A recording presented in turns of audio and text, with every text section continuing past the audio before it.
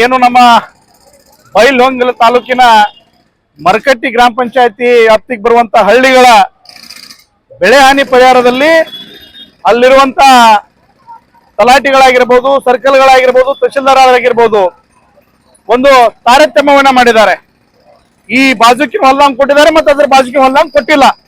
ಹಾಗಾಗಿ ಇವತ್ತು ನಮ್ಮ ಎಲ್ಲ ಆ ಮರಕಟ್ಟಿ ಗ್ರಾಮ ಪಂಚಾಯತ್ ವ್ಯಾಪ್ತಿಯಲ್ಲಿ ಬರುವಂತ ಎಲ್ಲ ಹಳ್ಳಿಗಳ ರೈತರ ಬೇಡಿಕೆ ಏನಾಗಿದೆಯಪ್ಪ ಅಂತಂದ್ರ, ಪ್ರತಿಯೊಂದು ರೈತರಿಗೆ ಏನು ಬೆಳೆ ಹಾನಿಯಾಗಿದೆ ಅದ್ರ ಪರಿಹಾರವನ್ನ ಪ್ರತಿಯೊಂದು ರೈತರಿಗೆ ತಲುಪಬೇಕು ಅನ್ನುವಂತ ನಿಟ್ಟಿನಿಂದ ಇವತ್ತು ಮಾನ್ಯ ಜಿಲ್ಲಾಧಿಕಾರಿಗಳಿಗೆ ಮನವಿಯನ್ನ ಕೊಡೋದ್ರ ಮುಖೇನ ಇವತ್ತು ಮಾನ್ಯ ಜಿಲ್ಲಾಧಿಕಾರಿಗಳು ಭರವಸೆಯನ್ನು ಕೊಟ್ಟಿದ್ದಾರೆ.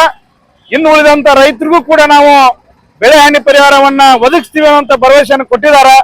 ಅವರಿಗೆ ನಾವು ಎಲ್ಲ ರೈತರ ಪರವಾಗಿ ಅಭಿನಂದನೆ ಸಲ್ಲಿಸ್ತೀವಿ. ಏನೇ ಒಂದು ವೇಳೆ ಆ ರೈತರ ಬೆಳೆ ಹಾನಿ ಪರಿಹಾರವನ್ನ ಕೊಡದೇ ಹೋದಲ್ಲಿ ನಾವು ಮುಂದಿನ ಹೋರಾಟವನ್ನ ಜಿಲ್ಲಾ ಅಧಿಕಾರಿಗಳ ಕಚೇರಿ ಎದುರಿಗೆ ಧರಣಿ ಮಾಡೋದ್ರ ಮುಖೇನ ನಿರಂತರವಾಗಿ ಹೋರಾಟವನ್ನ ಮಾಡಲಿಕ್ಕೆ ನಾವು ಕೈ ಎತ್ತಿಕೊಳ್ತೀವಿ. ಆ ಕಾರಣದಿಂದ ಸರ್ಕಾರ ಕೂಡಲೇ ಈ ರೈತರ ಬೆಳೆ ಪರಿಹಾರ ಧನವನ್ನು ಒದಗಿಸಬೇಕಂತ ವಿನಂತಿಯನ್ನು ಮಾಡ್ಕೊಳ್ತೀವಿ. ಸುರೇಶ್ ಗೌಡ್ ಅವರು